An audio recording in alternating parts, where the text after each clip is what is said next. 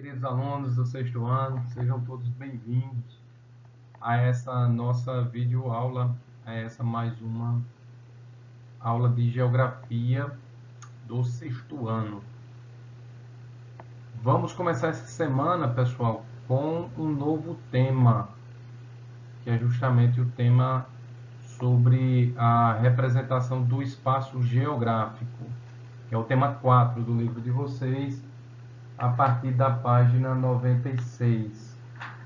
E esse tema, na verdade, ele é uma continuação do capítulo 4, né, do tema 3, né, que é o tema anterior que nós estudamos sobre as representações do espaço terrestre. Então, esse tema 4, a representação do espaço geográfico, ele nada mais é do que uma continuação desse tema anteriormente estudado.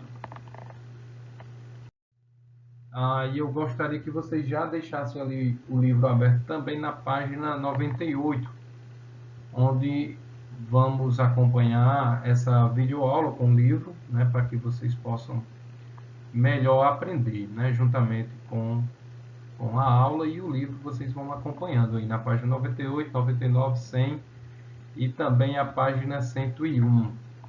Então, como todo o tema, ele é estudado dividido em 4 capítulos, tá? Esse aqui é o capítulo 1 do tema 4.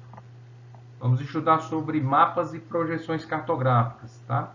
Um importante tema da nossa ciência, né? Um importante tema da geografia. Vamos lá?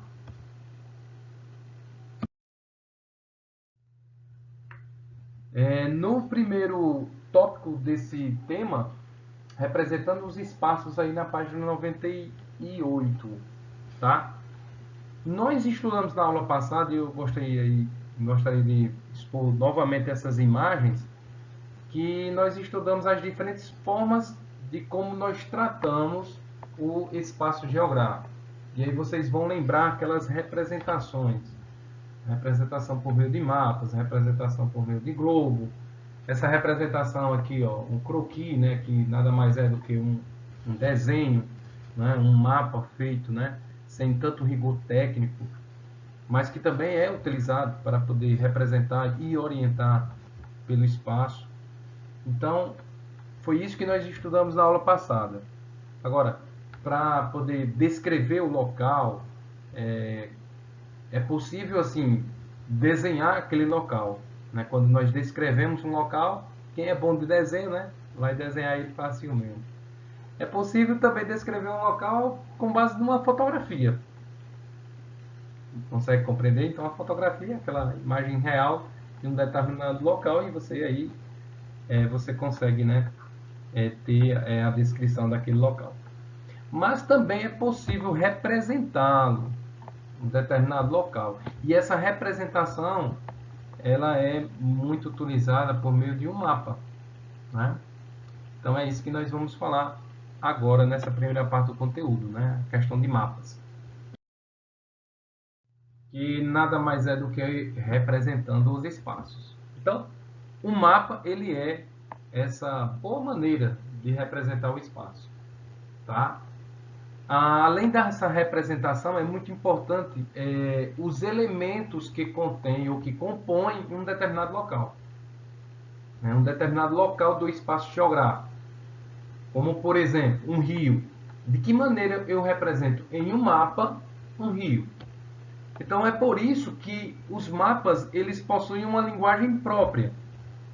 São informações, são códigos, são símbolos que essas informações, esses códigos, esses símbolos, nada mais vai do que nos auxiliar ou vai nos ajudar a compreender, a entender aquilo que está sendo representado. Ou seja, vai nos auxiliar a compreender, a entender um mapa.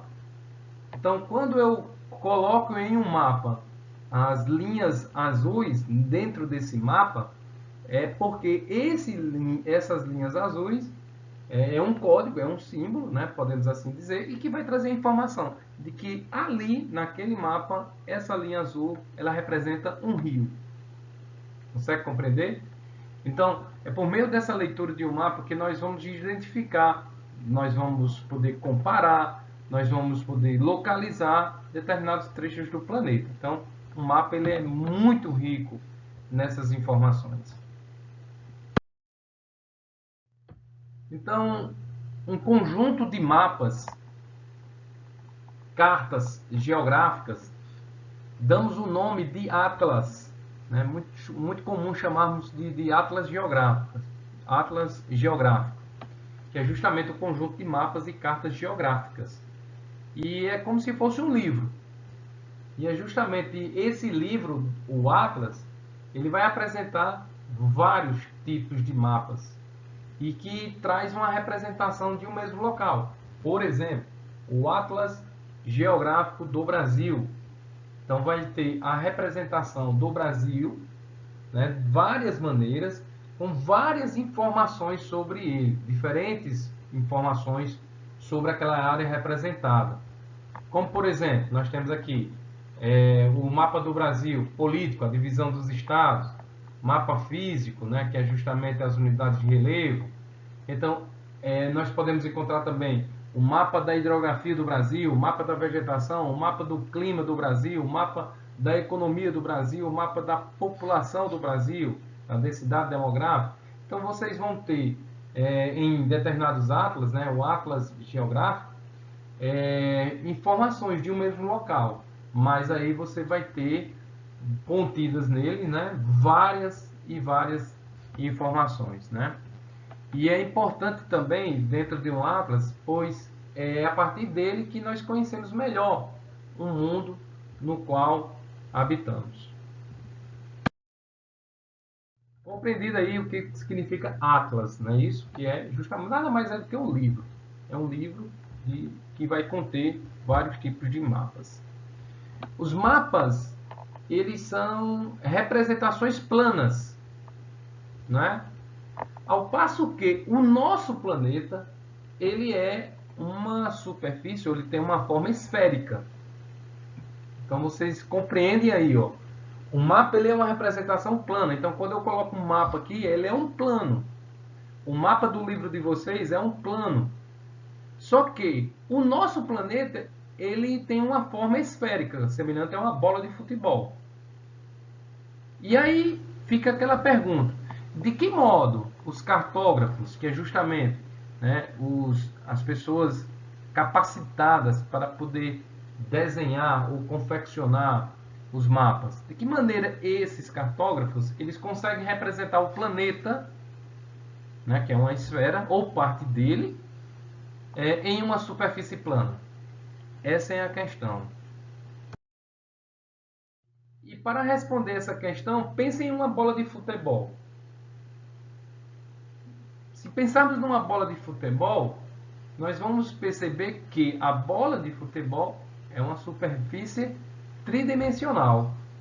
A bola, a superfície esférica, que ela se assemelha com o quê? Com o nosso planeta. O mapa já é a superfície plana, aqui ó, setinha que eu indiquei. Então, tente imaginar, tente transformar a bola, superfície tridimensional, em algo plano, que é uma superfície bidimensional, sobre uma determinada mesa. Pessoal, nós não vamos conseguir fazer isso sem evitar alguns cortes, algumas aberturas. Não será possível juntar todas essas partes da bola de futebol. Consegue compreender? Então, para resolver esse problema, né, são feitas, os cartógrafos, eles elaboram seus mapas a partir de diversas projeções cartográficas. Guarda esse nome aí, ó. Projeções cartográficas. Tá? É importante também lembrar o seguinte, que em nenhuma dessas projeções cartográficas, em nenhuma delas, vai representar o planeta de maneira perfeita. Então, nenhum mapa do planeta, um planisfério, ele vai ser a real representação de maneira perfeita, sem nenhum tipo de erro. Tá? Então lembre-se disso. Nenhuma projeção cartográfica que nós vamos estudar ainda nessa aula, ela será livre de algum erro. Pois, de que maneira nós representamos a esfera terrestre em um plano?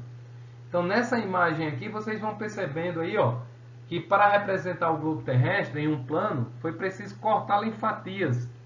E aí cabe ao trabalho dos cartógrafos emendar essas fatias de forma organizada e clara. E aí para isso foram criadas, né, várias formas de projeções cartográficas. Vamos estudar algumas delas. Então imagine aí, nós temos uma dificuldade, que é justamente representar objetos tridimensionais, que é a superfície esfera do planeta, em uma superfície plana, bidimensional. Então, essa dificuldade, ela já impõe aos cartógrafos qualquer tipo de erro dentro de sua representação, seja na forma, seja no tamanho da área, algo vai estar distorcido, algo vai estar deformado. Então não existe nenhuma projeção que vai representar a superfície terrestre no plano, no mapa, livre dessas imperfeições. Não vai existir nada, nenhuma representação perfeita. Porém, para que possa diminuir essas variações ou esses erros de distorções e deformações do espaço representado, os cartógrafos vão utilizar de diversos recursos, de diferentes métodos de projeção. E nesses diferentes métodos de projeção, vocês vão acompanhando aí, ó, na aula com o livro na página 99. Nós vamos começar a falar sobre algumas dessas projeções cartográficas. A primeira delas é a projeção cilíndrica. Essa projeção cilíndrica, ela é utilizada mais comumente falando, né, para representar todo o planeta. Um tipo de representação que irá cartografar ou representar todo o planeta, ele é denominado de planisfério. Guardem essa palavra aí, viu? Planisfério. E de que modo ocorre essa projeção cilíndrica como um primeiro tipo de projeção cartográfica a ser estudada aqui? Imagine que a Terra ela está envolvida numa imensa folha de papel, e essa imensa folha de papel muito sensível. Depois abrimos essa folha e o que é que nós vamos ver? Os continentes estampados nela. Imagine tudo isso, né? A Terra aqui, ó, em um cilindro. Imagina aqui, ó, é por isso que é o nome cilíndrica. Então aí você fotografa essa Terra, projeta para o cilindro e abre esse cilindro como se fosse uma folha de papel abrindo, tá? Vou até colocar aqui, fazer essa experiência para vocês verem, né? Por exemplo, aqui numa folha de papel. Então essa projeção cilíndrica ela ocorre dessa seguinte maneira. Então você tem aqui como se fosse, ó, um cilindro. Tá vendo aqui, ó? Aqui, ó, melhorou. Um cilindro. E aí você coloca o planeta, né? A superfície esférica dentro do cilindro. Bate a fotografia. Quando você vai abrir aqui, ó, aí você vai ter o mapa justamente estampado nela. Essa é a projeção cilíndrica. E dentro dessa projeção cilíndrica existem vários tipos. E cada projeção ela vai receber o nome do estudioso, né, desse assunto, né, o cartógrafo, que vai ser batizado no seu próprio nome. A mais conhecida de todas as projeções cilíndricas é a projeção de Mercator, que é essa aqui, ó, esse primeiro mapa aqui na página 99. Isso lá desde o século XVI. Essa projeção ela foi muito utilizada nas embarcações no período das grandes navegações. Mais recentemente, Nós temos outras projeções, essa daqui é a de Hobson, que é uma projeção cilíndrica, e a projeção de Peters, que é uma outra projeção cilíndrica. Mais recente, pois essa projeção ela foi elaborada no século XX. Outro tipo de projeção é a projeção cônica. Tá? Essa projeção, as imagens elas são projetadas em um cone. Então imagine a figura aqui de um cone, observe bem aqui, ó. E nesse cone aí você vai ter a representação, abrindo aqui, ó, o cone, a representação do espaço. Então esse tipo de projeção aqui, quando vocês verem em um determinado livro ou atlas geográfico, essa é a projeção cônica. Ela é muito utilizada para representar apenas algumas porções do planeta, não o planeta todo, que a projeção mais utilizada para representar o planeta todo, nós vimos agora há pouco, é a projeção cilíndrica. Apenas representa ali uma parte do planeta, como por exemplo, um continente, representa assim mais ou menos um hemisfério, não todo. Todo planisfério é mais a projeção cilíndrica, tá? Esse tipo de projeção, nesse tipo aqui de projeção, que é justamente a projeção, não coloquei o nome, mas está aí no livro de vocês, é a projeção azimutal. Projeção azimutal. Nesse tipo aqui de projeção, deixa eu colocar aqui o nome aqui, desenho azimutal. É esse nomezinho mesmo, né? Bem esquisito aqui. Tá no livro de vocês aí na página 100. Azimutal. Nesse tipo de projeção que vocês observem aí no desenho, ele representa uma real distância entre um lugar e outro. A real distância.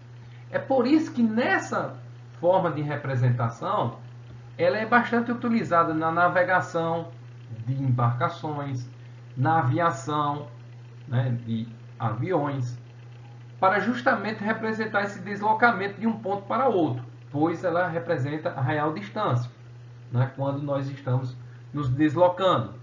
Ela também é utilizada para as forças armadas dos países em treinamentos, ou mesmo aquele país que estiver em guerra, né, nos conflitos militares.